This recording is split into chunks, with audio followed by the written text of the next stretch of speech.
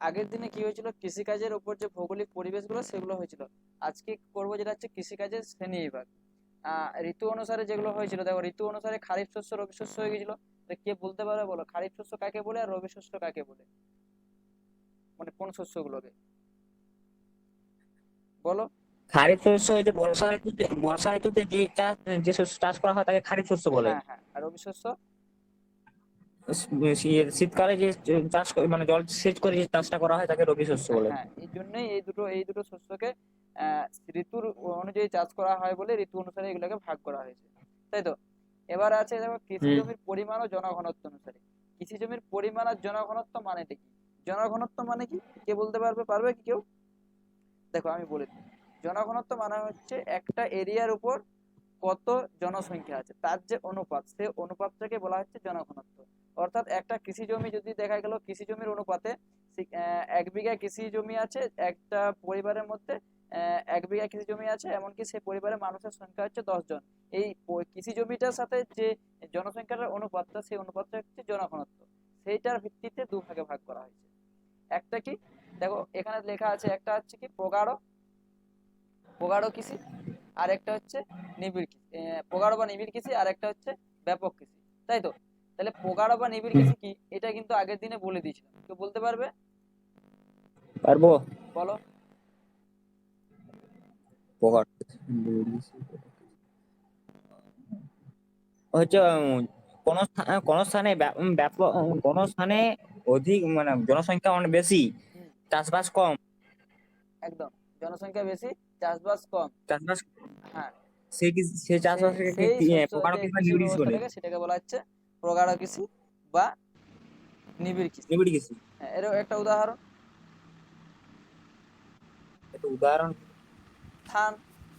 ধান হতেই পারে, কারণ কি ধান আমাদের এদিকে যেটা হয় সেটা হচ্ছে কি প্রগাঢ় কৃষি হয়।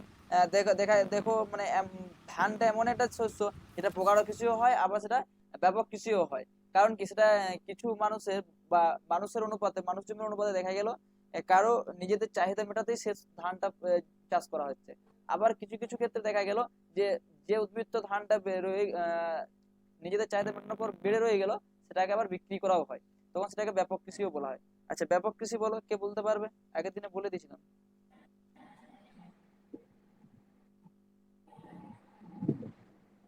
দেখো বলে দিচ্ছি আরেকবার। ব্যাপক কৃষিটা হচ্ছে, বলবো ব্যাপক কৃষি। আচ্ছা বলো। ও কোন স্থানে জনসংখ্যা কম কিন্তু চাষবাসের পরিমাণ বেশি। হ্যাঁ ঠিক। এই দুটো কৃষির মধ্যে পার্থক্য, মেন পার্থক্য হচ্ছে একটাই, যে এর ক্ষেত্রে জনসংখ্যার পরিমাণটা বেশি থাকবে কিন্তু জমির পরিমাণ কম থাকবে। কিন্তু এটার ক্ষেত্রে কি হবে, জনসংখ্যার পরিমাণ কম থাকবে আর আহ, জমির জমির পরিমাণ পরিমাণ বেশি। বেশি থাকবে। দেখা গেল এটা যদি আমার একটা এরিয়া হয়, একটা সাপোজ উদাহরণ, এই এরিয়াতে এখানে আছে হয়তো 50 কোটি জনসংখ্যা। ঠিক আছে, এই 50 কোটি জনসংখ্যার মধ্যে এইখানে কিন্তু ধান চাষ করা হবে এইটুকু এরিয়ার মধ্যে। এটা হয়তো দেখা গেল আমার 10 একর হেক্টর আছে জমি। এটা আর একটা এখানে আছে, ধরো এটা হচ্ছে 20 হেক্টর জমিটা। ঠিক আছে, কিন্তু এখানে জনসংখ্যা আছে 10। ঠিক আছে, এখানে 50 কোটি বলেছিলাম, এইখানে 10 কোটি। তাহলে কি দেখতে পাবো, যে এইখানে যে শস্যটা চাষ হবে সেটা কি কি শস্য বলবো বলো, এই এরিয়াতে যেখানে প্রকার কৃষি ওইটা। প্রগাঢ় কৃষি। কারণ এখানে কি জনসংখ্যার পরিমাণ বেশি কিন্তু জমির পরিমাণ কম। আর এর ক্ষেত্রে দেখো জনসংখ্যার পরিমাণ কম কিন্তু জমির পরিমাণ বেশি, তখন এটাকে বলা হবে ব্যাপক কৃষি। ব্যাপক কৃষি। ব্যাপক কৃষি। বোঝা গেছে? হুম। হুম। এগুলো তোমাদের তোমাদের সিলেবাসে আগে কোন কোনগুলো আছে সেগুলো বলে দিচ্ছি। দেখো তোমাদের সিলেবাসে আছে প্রগাঢ় কৃষি, ব্যাপক কৃষি, আর্দ্র কৃষি, শুষ্ক কৃষি। ঠিক আছে, আর আহ, বাণিজ্যিক কৃষি, সরি জীবিকা সত্তাভিত্তিক কৃষি, বাণিজ্যিক কৃষি, মিশ্র কৃষি, উদ্যান কৃষি। একটা এই কোটা হলো, দেখো একটা, দুটো, তিনটে, চারটে, পাঁচটা, ছটা, সাতটা, আটটা, এই কৃষিগুলো তোমাদের সিলেবাসের মধ্যে আছে। তার মধ্যে প্রগাঢ় কৃষি, ব্যাপক কৃষি, আর্দ্র কৃষি, শুষ্ক কৃষি, এদের অনুকূল পরিবেশগুলো লিখতে হবে। জীবিকা ভিত্তিক কৃষি আর বাণিজ্যিক কৃষি, মিশ্র কৃষি, উদ্যান কৃষি, এগুলো কেন প্রসার ঘটেছে সেগুলো লিখতে হবে। ঠিক আছে, তো এই কয়েকটা কৃষি তোমাদের আছে, আর বাকিগুলো তোমাদেরকে জানতে হবে। মানে শর্ট টাইপ প্রশ্ন আসতে পারে, অর্থাৎ কিরকম, ধরো বলে দিল 2 নম্বরে যে এক ফসলি কৃষি কাকে বলে, বা স্থানান্তর কৃষি কাকে বলে, স্থায়ী কৃষি কাকে বলে, খারিফ শস্য কাকে বলে, তখন আমাদেরকে এগুলো লিখতে হবে। সেই জন্য আমরা এখানে কি করব না, পড়বো এগুলো এখান থেকে। ঠিক আছে, কেউ একজন এলো মনে হচ্ছে না? হ্যাঁ, ঠিক আছে। হ্যাঁ, তো সেই জন্য আমরা এগুলোকে জেনে রাখবো, আর 2 নম্বরের মতো করে পড়ে রাখবো। যখন আমি 2 নম্বরের নোটস লেখাবো সেই জায়গাতে এগুলো দিয়ে দেবো, লং নোটসে কিন্তু আমি দিচ্ছি না। এবারে দেখো কোথায় ছিলাম, প্রগাঢ় কৃষি আর ব্যাপক কৃষি হলো। এবার দেখো বৃষ্টিপাতের তারতম্য অনুসারে, বৃষ্টিপাতের তারতম্য, তারতম্য কথাটার অর্থ কি? তারতম্য কথাটার অর্থ হলো বৃষ্টিপাত কতটা পরিমাণে হচ্ছে, অর্থাৎ কোন কৃষিটার ক্ষেত্রে বৃষ্টিপাত প্রচুর পরিমাণে প্রয়োজন, কোন কৃষিটার ক্ষেত্রে বৃষ্টিপাত প্রয়োজন নেই, কোনটার ক্ষেত্রে একেবারে প্রয়োজন নেই, সেরকম যে মানে বৃষ্টিপাতের কম বেশি এই যে পার্থক্য, সেই পার্থক্যটাকে বলা হচ্ছে তারতম্য। এই তারতম্যের উপর ভিত্তি করে 3 ভাগে ভাগ করা হয়েছে। একটা হচ্ছে আর্দ্র কৃষি, শুষ্ক কৃষি, আর সেচ নির্ভর কৃষি। আর্দ্র কৃষি কোনটাকে বলবো, যখন বৃষ্টিপাত প্রচুর পরিমাণে প্রয়োজন হবে। ঠিক আছে, অর্থাৎ বৃষ্টিপাতটা আহ আমাদের ধরো যখন বর্ষাকালে যে চাষটা করা হয় অ্যাকচুয়ালি সেটা হচ্ছে কিন্তু আর্দ্র কৃষি। এক কথায় তখন বলবো যে যে শস্যগুলা উৎপাদনের জন্য প্রচুর পরিমাণে বৃষ্টির প্রয়োজন সেগুলো হবে আর্দ্র কৃষি।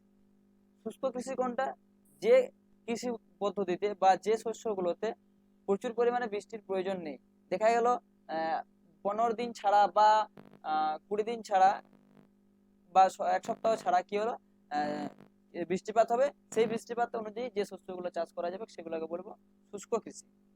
আর সেচ নির্ভর কৃষি কোনটা, যে কৃষিগুলোতে পুরোপুরি সেচের উপর নির্ভর করে, মানে কি সেখানে দেখা গেল বৃষ্টিপাত হয় না, খুব কম হয়, জলসেচের মাধ্যমে কৃষিকাজ করা হয়, সেগুলোকে বলা হবে সেচ নির্ভর কৃষি। বোঝা গেছে? দেখো যদি আমি উদাহরণ দিই তাহলে বলবো আর্দ্র কৃষির উদাহরণ যেমন ধান, পাট, আখ, এগুলো সব কিন্তু আর্দ্র কৃষি। অর্থাৎ কি এগুলো দেখো বৃষ্টিপাতের উপর ডিপেন্ড করে হয়। ধান আমরা যদি বৃষ্টিপাত না হয় তাহলে যেমন করতে পারবো না, বর্তমান দিনে জলসেচের মাধ্যমে করা হচ্ছে, যেমন শীত বা গ্রীষ্মকালে যে ধানটা করা হচ্ছে, কিন্তু অ্যাকচুয়ালি ধান হচ্ছে আর্দ্র কৃষি, কারণ এটা পুরোটাই বৃষ্টিপাতের উপর নির্ভর করে। পাট, আখ, পাট চাষও কিন্তু বর্ষাকালে হয়, আখ চাষও কিন্তু বর্ষাকালে হয়। আবার কেউ এলো নাকি? আচ্ছা, তাহলে আর্দ্র কৃষিটা বোঝা গেছে কি হলো।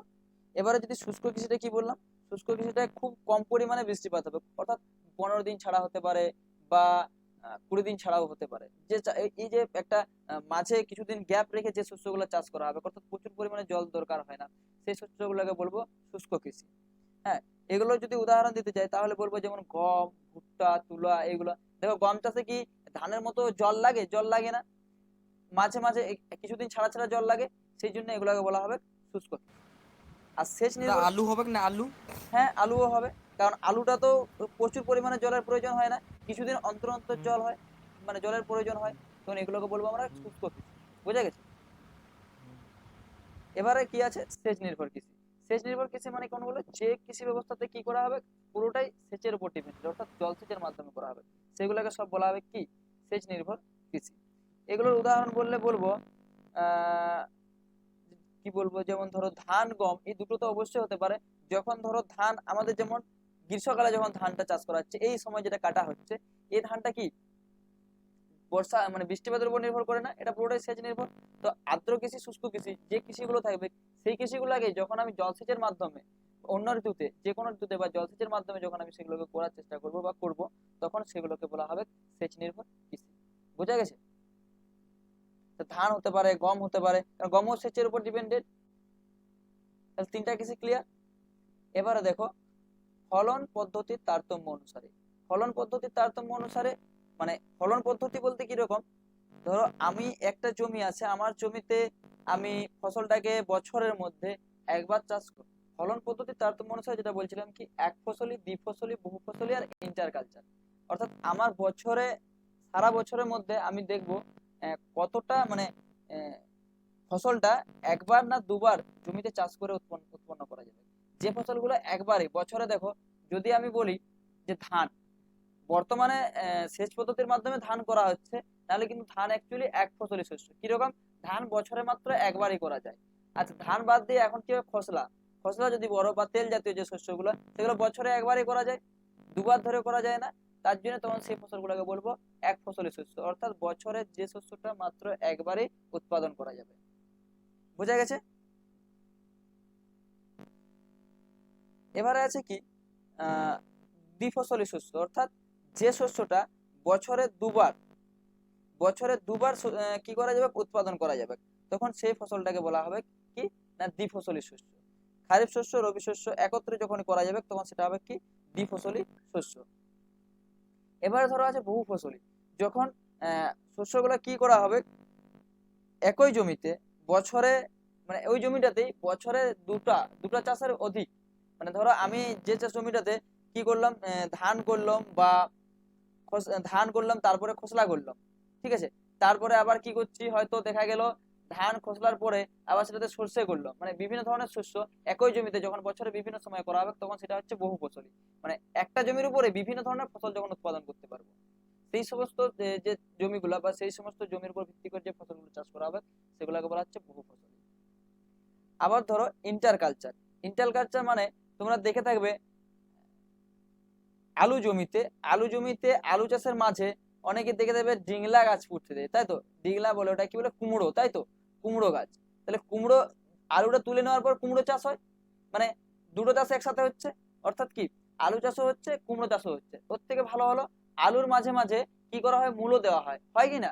তাহলে কি হয়, ওই যে মূলগুলো দেওয়া হলো মানে কি আলুর সাথে মূলো, মানে দুটো শস্যকে একসাথে চাষ করা হচ্ছে, তখন সেটাকে বলা হয় ইন্টার কালচার বা আন্তঃকৃষি। তাহলে এতটা পর্যন্ত বোঝা গেছে? এবার দেখো কি বলেছে, শস্য উৎপাদনের পরিমাণ ও বাজার অনুসারে।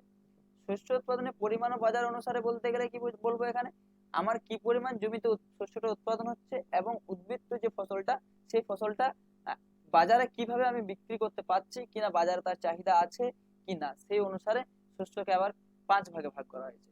একটা হচ্ছে জীবিকা সত্তাভিত্তিক কৃষি, বাণিজ্যিক কৃষি, বাগিচা কৃষি, মিশ্র কৃষি আর উদ্যান কৃষি। জীবিকা সত্তাভিত্তিক কৃষি কোন কোন কৃষিকে বলবো না, যে কৃষিগুলো আমরা দেখো প্রগাঢ় কৃষি বলেছিলাম না, ঠিক ওই রকমই কি যে কৃষিগুলো মানুষ নিজেদের চাহিদার জন্যই চাষ করবে বা শস্যগুলো চাষ করবে, সেই শস্যগুলোকে বলা হবে জীবিকা সত্তাভিত্তিক কৃষি।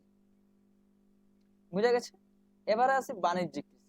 বাণিজ্যিক কৃষি কোনটা না, যে শস্যগুলো আমাদের নিজেদের প্রয়োজন মেটানোর পরও বাড়তি রয়ে যাবে, এমনকি সেগুলোকে বাজারে বিক্রি করে কিছু মুনাফা বা আয় করা যাবে, মুনাফা অর্জন বা আয় করা যাবে, তখন সেইটাকে বলা হবে বাণিজ্যিক কৃষি।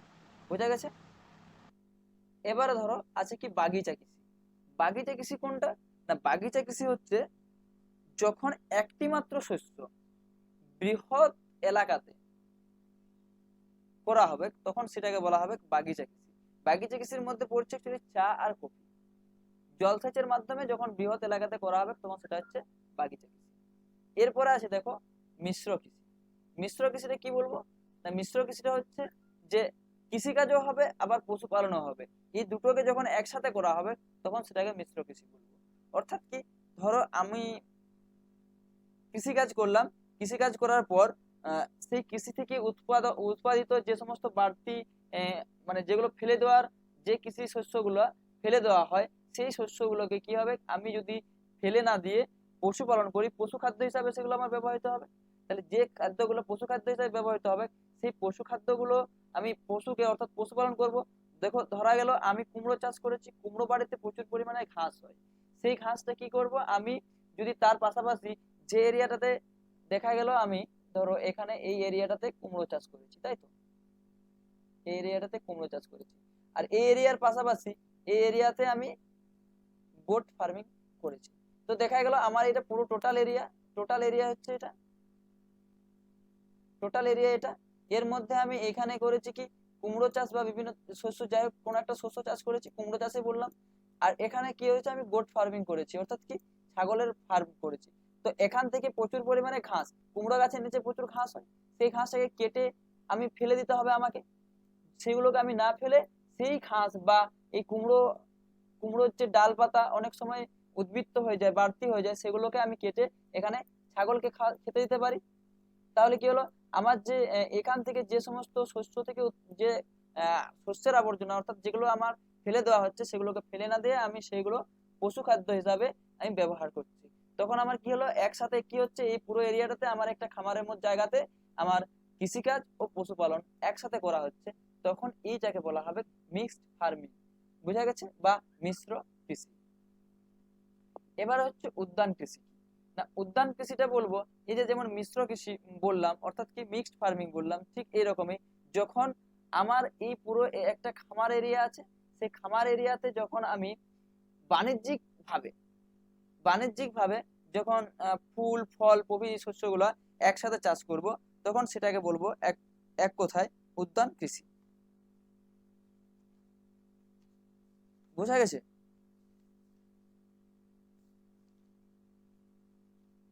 এতটা পর্যন্ত বোঝা গেছে?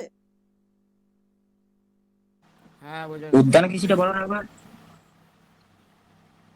আচ্ছা, উদ্যান কৃষিটা উদ্যান বলি। কৃষি মিশ্র বললেই তো মিশ্র হলো। কৃষিটা একবার বলুন তো, মিশ্র কৃষি। আচ্ছা, আমি দুটোই বলে দিচ্ছি। দেখো, মিশ্র কৃষি, ছাগল পাগল ছাগল পাগল না। আচ্ছা দেখো, কি বললাম, মিশ্র কৃষি। আমি এই যে এরিয়াটা আছে, এই এরিয়াটা দাঁড়াও, এই যে এরিয়াটা দাঁড়াও, আমি একটা অন্য কালি নিয়ে নিই, তাহলে বুঝতে সুবিধা হবে। এটা নিই। এই যে দেখো, এই টোটাল এরিয়াটা আমার, এটা টোটাল একটা এরিয়া আছে, এটা টোটাল এরিয়াটা, তাই তো? এটা আমার একটা এরিয়া আছে। এই এরিয়াতে দেখা গেল আমার এতটা জায়গাতে আমি কি করলাম, কৃষি কাজ করলাম। এই এতটা এরিয়াতে আমি কৃষি কাজ করলাম, ঠিক আছে? এখান থেকে কৃষি কাজ করার পর কৃষি ক্ষেত্র থেকে কিছু উদ্বৃত্ত শস্য, মানে শস্য নয় বা শস্যের আবর্জনা বলতে পারো, সেখান থেকে প্রচুর পরিমাণে ঘাস উৎপাদিত হয়, বা কুমড়ো চাষ করলে ঘাস ঘাস কুমড়োর পাতা কিছু হ্যাঁ, যেগুলো এমনি পাতা। উদ্বৃত্ত থেকে যায়, যেগুলো মানে কৃষিকাজের ক্ষেত্রে হ্যাঁ কাজে লাগে না, সেগুলোকে আমরা কেটে বাদ দিয়ে দিই। তো সেগুলোকে কেটে সেগুলো বাদ দেওয়া, সেগুলো না ফেলে দিয়ে ছাগলকে হ্যাঁ, দেওয়া হয় সেগুলোকে না ফেলে দিয়ে আমি এখানে হয় ডেয়ারি ফার্মিং করলাম কিছু। বা গোট হ্যাঁ ফার্মিং করলাম। যদি ডেয়ারি ফার্মিং করি তাহলে এখানে দুগ্ধ শিল্প হবে, তার জন্য আমার গরু লাগবে, হুম, তাহলে গরুকে কি গরুর খাবার হ্যাঁ হিসেবে গোখাদ্য হিসেবে ব্যবহৃত হবে। বা আমি হ্যাঁ গোট ফার্মিং করলে আমাকে এখানে ছাগলের খাবার হিসেবে সেগুলো ব্যবহৃত হবে। তাহলে দেখা গেল আমার এই হ্যাঁ, টোটাল এরিয়াতে আমি কৃষিকাজও করলাম, আবার কৃষি থেকে যে উদ্বৃত্ত ফসলগুলো যেগুলো মানে ফেলে দেওয়া হতো সেগুলো ফেলে না দিয়ে সেগুলো আমি গোখাদ্য বা পশু খাদ্য হিসেবে ব্যবহার করে আমি পশুপালনও করি। মানে কৃষিকাজ এবং পশুপালন এই দুটো যখন একসাথে করা হবে তখন সেটাকে বলা হচ্ছে সেটা মিশে মিশ্র কৃষি। বোঝা গেছে? যেটা মিলেমিশে যেটা এই কৃষিটা হ্যাঁ হয় হ্যাঁ হ্যাঁ যেটা একসঙ্গে। হ্যাঁ হ্যাঁ, যেটাতে কৃষিকাজ, যেটা হচ্ছে ধরো গাছ কৃষিকাজ, আর পশুপালন এটা হচ্ছে ছাগল। আমি এখানে আঁকতে পারবো না, ঠিক আছে, বুঝে নাও। ঠিক আছে, চারটা ঠ্যাং হ্যাঁ আছে, চারটা পা আছে, ছাগল, অর্থাৎ কি না, কৃষিকাজ প্লাস পশুপালন এই দুটো যখন একসাথে করা হবে তখন সেটাকে বলা হচ্ছে মিশ্র। মিশে গেছে। বোঝা গেছে? হ্যাঁ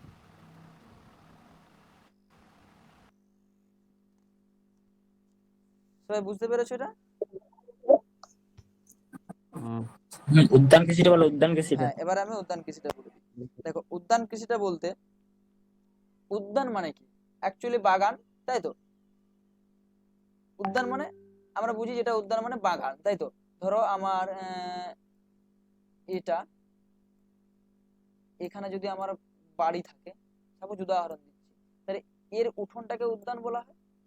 ঠিক এই রকমই, অর্থাৎ কি, আমার একটা পুরো এরিয়া আছে, সেই এরিয়াতে যখন আমি এই ধরো পুরো এরিয়াটা, এটা বাড়ি নেই, এটা আমার একটা পুরো এরিয়া আছে, সেই এরিয়াতে যখন আমি কিছুটা ফুল চাষ, ঠিক আছে, কিছুটা ফলের চাষ, মানে এই সমস্ত শস্যগুলোকে, ফুল ফল এই সমস্ত শস্যগুলোকে যখন আমি একসাথে করব, বোঝা যাচ্ছে, ফুল ও ফলের, আবার দেখা গেল কিছুটাতে আমি ফুল হলো ফল হলো, আবার কিছুটাতে শাকসবজির চাষ করলাম, শাকসবজির চাষ, এই যে শস্যগুলো, সমস্ত শস্যগুলো যখন আমি একসাথে চাষ করব তখন সেটাকে বলা হবে হর্টিকালচার বা উদ্যান কৃষি বা গার্ডেন কালচার। হুম। বা টার্ক ফার্মিং, যখন এই কৃষিগুলোকে আবার আমি টার্কে করে নিয়ে যাবো সেই জন্য এটাকে বলা হয় টার্ক ফার্মিং। মানে উদ্যান কৃষিটা বোঝা গেছে, যে যখন ফুল ফল এই সমস্ত সব শস্যগুলোকে একসাথে কি করা হবে, চাষ বলবো জমির ব্যবহার অনুসারে। জমির ব্যবহার, জমিটা কিভাবে ব্যবহার করা হয় তার ভিত্তিতে কৃষি শ্রেণী বিভাগ। তার ভিত্তিতে কি করা হয় যে দেখো, স্থায়ী কৃষি আর স্থানান্তর কৃষি। ঠিক আছে, স্থায়ী কৃষি আর স্থানান্তর কৃষি কি না, স্থায়ী কৃষি হচ্ছে দেখো, আমরা যেটা চাষ করি সেটা হচ্ছে স্থায়ী কৃষি, অর্থাৎ কি না, আমরা যখন কোনো একটা জায়গাতে স্থায়ীভাবে বসবাস করব, স্থায়ীভাবে বসবাস করে সেখান থেকে সেই জমিতে সার, কীটনাশক প্রভৃতি ব্যবহার করে বছরের পর বছর আমরা ওই জমি থেকে শস্য উৎপাদন করব, তখন সেটাকে বলবো স্থায়ী কৃষি। যেমন আমাদের এখানে ধান চাষ মানে বলতে পারি। একটা জমি থেকে মানে একটা জমি থেকে যেটা বারবার চাষ করা হয় সেটা। বারবার চাষ মানে বারবার বলতে কি, আমি আমার এই জমিটা ধরো উর্বরতা শেষ হয়ে গেল, উর্বরতা শেষ হয়ে গেল, তখন আমি ওই জমিটা ফেলে দিয়ে অন্য জায়গায় চলে যাব না। আমি আবার ওই জমিটাতে ওই মাটিটাকে আবার উর্বর করব, উর্বর করে আবার আমি ওই জায়গাতেই চাষ করব। মানে স্থায়ীভাবে বসবাস করে এক জায়গায় স্থায়ীভাবে বসবাস করে যখন আমি ওই জমিটার উপরেই চাষ আমার সারা জীবন বা আমি যতদিন বাঁচবো বা যতদিন থাকবো তখন আমি ওই জমিতে চাষ করে যাবো, এটা স্থায়ী। যেমন আমাদের এখানে ধান চাষ হতে পারে, মধ্য আফ্রিকার ধান চাষ হতে পারে, ঠিক আছে, এগুলো হচ্ছে স্থায়ী। আর স্থানান্তর কৃষিতে কি, ধরো আমি একটা জমিতে চাষ করছি, এটা যদি আমার একটা জমি হয়, উর্বরতা শেষ হয়ে গেলে অন্য হ্যাঁ হ্যাঁ হ্যাঁ অন্য জমিতে চাষ করতে যাওয়া হ্যাঁ, সেটা এটা আমার একটা জমি, সেটাই স্থানান্তর কৃষি। এই জমিটাতে কি হলো, আমি চাষ করছিলাম, দিয়ে এর উর্বরতা শেষ হয়ে গেল, এর উর্বরতা শেষ হয়ে গেল, আমি তখন এই জমিটা ছেড়ে দিয়ে এখানে বন জঙ্গল ছিল অন্য জায়গায়, দেখা গেল আমি ছিলাম বাঁকুড়া জেলাতে, বাঁকুড়া জেলার মাটিগুলো উর্বরতা সব শেষ হয়ে গেল, আমি চলে গেলাম মেদিনীপুর জেলাতে, মেদিনীপুর জেলার বন জঙ্গল কেটে সেখানে জমি তৈরি করে সেখানে আমি আবার চাষ করতে লাগলাম। মানে এই জায়গাতে ছিলাম, পরবর্তী সময়ে উর্বরতা শেষ হয়ে যাওয়ার কারণে অন্য জায়গাতে চলে গেলাম, সেখানে গিয়ে আবার চাষ করলাম। এই যে জায়গার পরিবর্তন হয়ে গেল, এইটাকে বলবো আমরা স্থানান্তর। বুঝা গেছে? যেমন আমাদের ভারতের মধ্যে হয় যেটা ঝুম চাষ, ঝুম চাষ তবে সবাই শুনে থাকবে যে যখন এক জায়গা থেকে উর্বর মাটি উর্বরতা শেষ হয়ে গেল, অন্য জায়গাতে স্থানান্তরিত হয়ে গেলাম, তখন চলে গেলাম, অর্থাৎ সেই জায়গায় গিয়ে আবার কৃষি কাজ করছি, তখন সেটাকে বলা হবে স্থানান্তর কৃষি। বোঝা গেছে? এবার দেখো, তারপর আছে কি জলবায়ুর তারতম্য অনুসারে, জলবায়ুর তারতম্য অনুসারে কৃষি শ্রেণী। জলবায়ুর তারতম্য বলতে কি বুঝবো না, কোন এরিয়ার জলবায়ুটা কিরকম, ঠিক আছে, তার উপর ভিত্তি করে কৃষিকাজে শ্রেণীবিভাগ করা হয়। দেখো, একটা হচ্ছে কি মৌসুমী কৃষি, এক নম্বর আছে মৌসুমী কৃষি, আর 2 নম্বর আছে ভূমধ্য সাগরীয় কৃষি। মৌসুমী কৃষি কোনটা না, মৌসুমী জলবায়ু দেশে, এই দুটো কৃষি একদম সিম্পল। মৌসুমী জলবায়ু অঞ্চলে অর্থাৎ মৌসুমী বৃষ্টিপাতের প্রভাবে যে কৃষিকাজটা করা হয় সেটা হবে মৌসুমী কৃষি। যেমন আমাদের এদিকে বর্ষাতে যে ধান চাষটা করা হয় সেটা হলো কি মৌসুমী কৃষি। আমাদের এখানে বাংলাদেশে যে ধান বা পাট বলো, এগুলো হচ্ছে সব কি মৌসুমী কৃষি। বোঝা গেছে এটা? এবারে দেখো ভূমধ্য সাগরীয় কৃষি। ভূমধ্য সাগরীয় কৃষি বললে বলবো ভূমধ্য সাগরীয় জলবায়ু অঞ্চলে ভূমধ্য সাগরে জলবায়ুর দ্বারা যে কৃষি কাজটা করা হয়, জলবায়ুর দ্বারা নিয়ন্ত্রিত বৃষ্টিপাতের মাধ্যমে যে কৃষি কাজ করা হয় সেগুলোকে বলা হবে ভূমধ্য সাগরীয় কৃষি। যেমন দক্ষিণ ইউরোপ, এগুলো হচ্ছে ভূমধ্য সাগর, ভূমধ্য সাগর তীরবর্তী এলাকাতে হবে, তাহলে সেখানে কি, যেমন দক্ষিণ ইউরোপের যেটা হয় আঙ্গুরটা, কমলা লেবু, এগুলো হচ্ছে কি সব ভূমধ্য সাগরীয় কৃষি, আঙ্গুর কমলা লেবু। বুঝা গেছে? তাহলে মৌসুমী কৃষি হচ্ছে মৌসুমী জলবায়ু অঞ্চলে, আর ভূমধ্য সাগরীয় কৃষি হচ্ছে ভূমধ্য সাগরীয় জলবায়ু অঞ্চলে। বোঝা গেছে? মৌসুমী কৃষিটা আরেকবার বলো না। মৌসুমী কৃষিটা হচ্ছে মৌসুমী জলবায়ু অঞ্চলে মৌসুমী বৃষ্টিপাতের উপর নির্ভর করে যে কৃষি কাজগুলো করা হয়ে থাকে সেগুলো হচ্ছে মৌসুমী কৃষি। যেমন ভারতে বা বাংলাদেশে, আমাদের ভারত হচ্ছে মৌসুমী জলবায়ুর দেশ, বাংলাদেশও মৌসুমী জলবায়ুর দেশ, চীনের নিচ দিকটা অর্থাৎ দক্ষিণ ভাগটা মৌসুমী জলবায়ুর দেশ। তো সেই এরিয়াগুলোতে যে ধান চাষটা করা হয় সেই ধান চাষটা কিন্তু মৌসুমী কৃষি। মানে মৌসুমী জলবায়ু, আমাদের দেখো বর্ষাকালে যেটা হয়, ভারত মৌসুমী জলবায়ুর দেশ, হ্যাঁ, তাহলে ভারত মৌসুমী জলবায়ুর দেশ হওয়ার কারণে ভারতে যে বর্ষাকালে মৌসুমী বৃষ্টিপাতের দ্বারা চাষটা করা হয় অর্থাৎ ধান চাষটা বা পাট চাষ বা আখ চাষ বর্ষাতে যে শস্যগুলো করা হয় সেগুলো হচ্ছে সব মৌসুমী। বোঝা গেছে? মৌসুমী কৃষি। হ্যাঁ। হ্যাঁ, এবারে দেখো আসি কি সামাজিক বৈশিষ্ট্য অনুসারে, সামাজিক বৈশিষ্ট্য অনুসারে কি বলবো, আমাদের সমাজের উপর ডিপেন্ড করে যে কৃষিগুলো হয়। দেখো 3টে ভাগ আছে, একটা হচ্ছে ধনতান্ত্রিক কৃষি, সমাজতান্ত্রিক কৃষি আর সামন্ততান্ত্রিক কৃষি। ধনতান্ত্রিক কৃষি বলতে কি বলবো, যেটা যে কৃষিটা, সেটা ধান হতে পারে, গম হতে পারে, পাট হতে পারে, যে কৃষিটা মানুষ নিজের চাহিদা মেটানোর জন্য নয়, নিজেদের চাহিদা মেটানোর পরেও সেটা বিক্রি করে যখন মুনাফা অর্জন করে, তখন সেই সমস্ত কৃষিগুলাকে বা কৃষি ব্যবস্থাগুলোকে বলা হবে ধনতান্ত্রিক কৃষি ব্যবস্থা। মানে ব্যক্তিগতভাবে যখন অর্থ উপার্জন করা হবে সেটা হচ্ছে ধনতান্ত্রিক কৃষি ব্যবস্থা। বুঝা গেছে? যদি বলি উদাহরণ হিসাবে, তাহলে বলা যাবে মালয়েশিয়ায় যে রবার চাষ হয় সেটা প্রচুর পরিমাণে মুনাফা উৎপাদনের জন্যই করা হয়, অর্থাৎ ইনকাম করার জন্য, তখন সেটাকে বলা হবে ধনতান্ত্রিক কৃষি। এবারে সমাজতান্ত্রিক কৃষি কোনটা বলবো না, যখন সমাজের মানে একজন কিন্তু নয়, সমাজ মানে সমাজের উন্নতির জন্য যখন কিছু শস্যকে চাষ করা হবে, ঠিক আছে, সেই শস্যগুলাকে চাষ করার যে পদ্ধতি সেটাকে বলা হবে কি সমাজতান্ত্রিক কৃষি। সমাজতান্ত্রিক কৃষি মানে হচ্ছে সমাজের উন্নতির জন্য। এবার হচ্ছে সামন্ততান্ত্রিক কৃষি। সামন্ততান্ত্রিক কৃষি বললে, আচ্ছা সমাজতান্ত্রিক কৃষি যদি উদাহরণ বলি তাহলে বলবো আমরা চীনে চীনে যে কৃষিকাজটা করা হয়, চীনের কৃষিকাজটা কিন্তু সমাজতান্ত্রিক। কারণ দেখো চীন এত উন্নত কেন, চীন নিজেদের পুরো যখন একটা মানুষ ডেভেলপ হয়, চীন কিন্তু নিজের জন্য কিন্তু কিছু করে না, মানে ব্যক্তিগতভাবে কিছু করে না। চীন চায় তার প্রত্যেকটা মানুষ সমানভাবে কি হয় আগের দিকে উন্নতি ডেভেলপ করুক। সেই জন্য চীনে দেখতে গেলে চীন হচ্ছে এত উন্নত, এমনকি চীনের প্রত্যেকটা মানুষের ধনী ব্যক্তি, ঠিক আছে। চীনে যে কৃষি ব্যবস্থাটা সেটা কিন্তু সমাজতান্ত্রিক কৃষি ব্যবস্থা, চীনে যেটা প্রচলিত আছে, ঠিক আছে। এবারে যদি বলি সামন্ততান্ত্রিক কৃষি ব্যবস্থা। সামন্ততান্ত্রিক কৃষি ব্যবস্থা মানে হচ্ছে আমরা আগেকার দিনে দেখতাম সামন্ত অর্থাৎ কি, মানে কিছু জমিদার লোক থাকতো, তারা কিছু মানুষকে জমি দিত, এমনকি সেই জমি তারা চাষ করতো, এমনকি তারা আবার তাদের কিছু রুলস রেগুলেশন বেঁধে দিত যে সেই অনুপাতে তাদেরকে কিছু কর দিতে হবে, বা যে শস্যটা উৎপাদিত হবে তার কিছু শস্য ওদেরকে দিয়ে দিতে হবে। এরকম ভাবে সামন্ত প্রথা অনুযায়ী, অর্থাৎ যে সামন্তরা অর্থাৎ যারা জমিদার থাকতো, জমিদারের নিচে যারা মানে জমিদারের নিচে যারা কাজ করতো, মানে অ্যাকচুয়ালি যাদেরকে বলা হয় সুপারভাইজ, মানে এখন যেটাকে ইংলিশ টার্ম, তো সেইভাবে যারা চাষ করতো তখন সেই রকম কৃষি পদ্ধতি, অর্থাৎ সেইভাবে তারা একটা জমির বা একটা এলাকার কৃষির দায়িত্ব নিয়ে রাখতো, এমনকি সেই এলাকার মানুষদেরকে সেই কয়েকজন মুষ্টিমেয় মানুষ কি করতো না তাদেরকে চাষ করাতো। এটাকে বলা হচ্ছে, এই যে কৃষি পদ্ধতি এটাকে বলা হয় সামন্ততান্ত্রিক কৃষি পদ্ধতি। যেমন এটা বেশি হয়ে থাকে কিন্তু আফ্রিকাতে, ঠিক আছে। এবারে যদি আসি জমির মালিকানা অনুসারে, জমির মালিকানা অনুসারে মানে এটা কিছুই নেই, মালিকানা মানে কি আমার আমার এটা আমি এর মালিক, ঠিক আছে। সেই অনুপাতে দেখো ভাগ করা হয় যে তিনটা, একটা হচ্ছে রাষ্ট্রীয় কৃষি, সমবায় ভিত্তিক কৃষি আর ব্যক্তিগত কৃষি। তাহলে রাষ্ট্রীয় কৃষি কোনটা না, যখন রাষ্ট্রের অধীনে অর্থাৎ রাজ্যের অধীনে দেশের অধীনে থাকবে কৃষিটা, দেশের অধীনে থেকে দেশের উন্নতিতে কাজে লাগবে, তখন সেই কৃষি ব্যবস্থাটাকে বলা হবে রাষ্ট্রীয় কৃষি। এবারে যদি যাই কি আছে দেখো, এবারে সমবায় ভিত্তিক বা যৌথ কৃষি। সমবায় ভিত্তিক বা যৌথ কৃষি কি বলবো না, যখন সমবায় ভিত্তিক বলতে অর্থাৎ আমরা দেখে থাকি, ধরো আমি সাপোজ একটা উদাহরণ দিলাম, কয়েকজন মানুষ একসাথে মিলেমিশে কোনো একটা তারা যৌথভাবে কিছু একটা কাজ করছে, উদ্যোগ নিয়েছে, হ্যাঁ, তখন সেটা তারা হচ্ছে কি সমবায় বা যৌথ।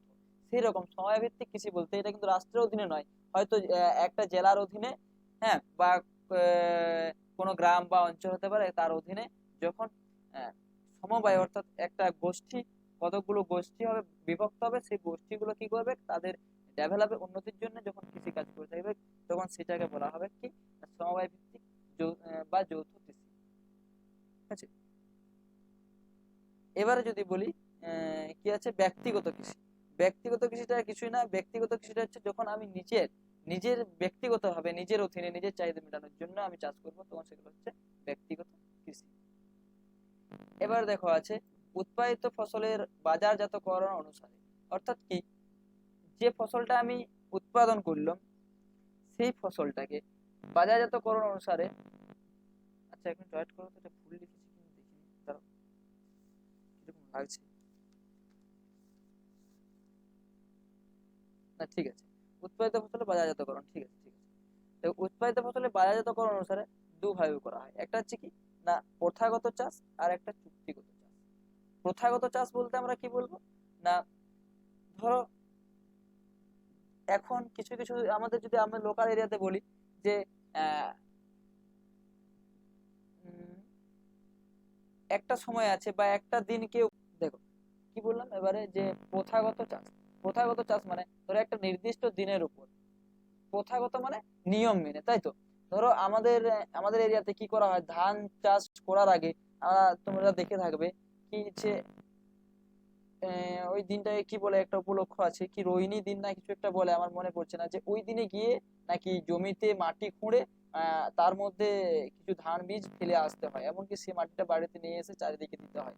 আবার ধান তোলার শেষে একটা পরব হয়, যে ওইটা করতে হয়, কারণ ধান এই, আনার পর সেটা আহ করা হলো কি মানে আমাদের সম্বর্ধনা জানানোর মতো এরকম একটা কিছু ব্যাপার আছে, তাই তো? তো সেই রকম এই যে প্রথাগত, অর্থাৎ ওই দিনেই গিয়ে আমাদেরকে জল বৃষ্টিপাত হোক বা নাই হোক ধানের চারা ফেলে আসতে হবে, অর্থাৎ বীজগুলোকে বুনে আসতে হবে। তো সেই যে করা হচ্ছে, এটা হচ্ছে প্রথাগত চাষ। এবারে মানে ওই দিনে, মানে ওই দিনটা উপলক্ষ, যে রোহিণী দিন না কিছু একটা দিন বলে, যে ওই দিন অনুসারে আমাকে কিন্তু চাষটা করতেই হবে, সেগুলোকে বলা হচ্ছে প্রথাগত চাষ। আর চুক্তি চাষটা কি? না, চুক্তি চাষটা হলো, মানে দেখো, নিয়ম অনুযায়ী যে চাষগুলো হ্যাঁ, হয়। নিয়ম অনুযায়ী যে চাষগুলো হয় সেগুলো হচ্ছে প্রথাগত চাষ। প্রথাগত। এবার হচ্ছে কি চুক্তি চাষ। চুক্তি চাষটা কি বলবো, ধরো একটা সাপোজ যদি উদাহরণ দিই, আমার জমিতে, আমার জমি আছে, সেই জমিটা আমি অন্য একজনকে দিয়ে দিলাম, তাকে বললাম যে তুমি 1 বছর কি 2 বছর চাষ করো, চাষ করার পর বা তুমি যে শস্যটা চাষ করবে সেই শস্যটার 3 ভাগের 1 ভাগ আমাকে দেবে, বা তুমি পুরো শস্যটাই নিয়ে নেবে, আমাকে এত টাকা দিয়ে দেবে, তাই তো? এই যে একটা তার সঙ্গে চুক্তি করে নিলাম আমার জমিটার উপর, আমি কিন্তু চাষ করতে গেলাম না, চাষ করবে সে। এটা হচ্ছে চুক্তি ভিত্তিক চাষ। সে চাষ করবে, সে চাষটা করার পর সে কিছু নেবে, আবার আমি কিছু নেবো। এটা হচ্ছে চুক্তি ভিত্তিক চাষ। বোঝা গেছে? তাহলে কৃষির যে শ্রেণীবিভাগ গুলো এগুলো আজকে বলে দিলাম। এই যে কৃষির শ্রেণীবিভাগ গুলো দেখো, এগুলো আছে, এগুলো তোমাদের কৃষি শ্রেণীবিভাগ লং প্রশ্ন পড়বে না। আমি এই পিডিএফটা দিয়ে দেবো, এখান থেকে এই কৃষি শ্রেণীবিভাগটা শুধু লিখে রাখবে। শ্রেণীবিভাগটা কারণ লিখে রাখতে হবে এই কারণে, যে কৃষি শ্রেণীবিভাগ করো এরকম কোনো লং প্রশ্ন পড়বে না, এটা শুধু লিখে রাখবে। কারণ হচ্ছে কি, তোমাদেরকে জানতে হবে যে কৃষি শ্রেণীবিভাগ গুলো কি কি এবং সেগুলো কোনটা কাকে বলে, এগুলো 2 নম্বরে দেওয়া থাকবে, তখন পড়তে তোমাদের সুবিধা হবে। ঠিক আছে? এবার দেখো তোমাদের যা আছে কি নিবিড় বা প্রগাঢ় কৃষি। তাহলে নিবিড় বা প্রগাঢ় কৃষি কাকে বলে, এর অবস্থান ও বৈশিষ্ট্য আলোচনা করো। এটা তোমাদের কিন্তু একটি লং প্রশ্ন পড়বে। ঠিক আছে? তাহলে এটা আর ব্যাপক কৃষিটা, এই দুটো আজকে বলে দিচ্ছি নাকি? তোমাদের অসুবিধা নেই তো? হ্যালো? আজকে কি সবগুলো হয়ে যাবে? না, আজকে নিবিড়টার ব্যাপকটা তাহলে হবে, যদি বলো, আর না হলে থাকবে, পরের দিনে হবে। কারণ লং গুলো থাকলো, কাল কা- পরের দিন কা- হবে। কারণ হচ্ছে যে এই যে পরের দিন হবে, পরের দিন। দেখো, এই যে যেটা এত এইখান পর্যন্ত এটা করলে, এইটা এটা কিন্তু কোনো নোটস তোমাদেরকে মুখস্থ করতে হচ্ছে না, এটা পরের দিন হবে, পরের পরের দিন হবে। তাহলে হুম। আজকে কিন্তু নোটস দিচ্ছি পরের না, তাহলে পরের এটা দিনেই হোক। পিডিএফটা, নিচেরটা পরের দিন হবে। দিনের গুলো নাহলে ভুলে যাবো। আচ্ছা পিডিএফটা দিয়ে দিচ্ছি। আর পারলে এই যে আর্দ্র কৃষি, এই কাকে বলে, এগুলো এগুলো কিন্তু প্রত্যেকেরই বই আছে তো? বই নেই। আমার আছে, বই নেই? আচ্ছা, আছে। আচ্ছা, বই নেই, তাহলে এগুলো আমাকে আবার লিখতে হবে। তাহলে লিখে পড়ে তোমাদেরকে দিতে আমার হবে বই দু আছে। নম্বরে, নাহলে এগুলো ভাবছিলাম যে আমি 2 নম্বরে লিখে পড়ে কাকে বলে এগুলো দিয়ে দেবো। ঠিক আছে, আমি তাহলে আজকে এগুলো সন্ধ্যের দিকে কাকে বলে এগুলো এগুলো দিয়ে দিচ্ছি, ঠিক আছে? আর এই পিডিএফটা দিয়ে দিচ্ছি। এই পিডিএফটা থেকে এই শুধু এগুলো তোমাদের কিন্তু কৃষি শ্রেণীবিভাগ করে এরকম কোনো প্রশ্ন পড়বে না। বুঝা গেছে? এগুলো 2 নম্বরে লিখে রাখবে জাস্ট। হুম। আর প্রশ্ন আর পড়বে এই যে নিবিড়, টাইমটা হ্যাঁ, প্রশ্ন পড়বে নিবিড় কৃষি প্রগাঢ় কৃষি কাকে বলে, হ্যাঁ, ব্যাপক কৃষি কাকে বলে, এর অবস্থান, এইগুলো প্রশ্ন পড়বে। তারপরে শুষ্ক কৃষি কাকে বলে, হ্যাঁ, এগুলোর নোটস আমি দিয়ে দেবো। আর এটা কোনো নোটস তোমাদের পড়বে না। এটা যদি নোটস হয়, তোমার 4 পাতা 5 পাতা নোটস হবে প্রত্যেকটা কৃষি সম্পর্কে আলোচনা করতে গেলে, আর প্রত্যেকটা কৃষি তোমাদের আলোচনা করতে। ঠিক আছে? হ্যাঁ, টাইমটা বলো এবারে।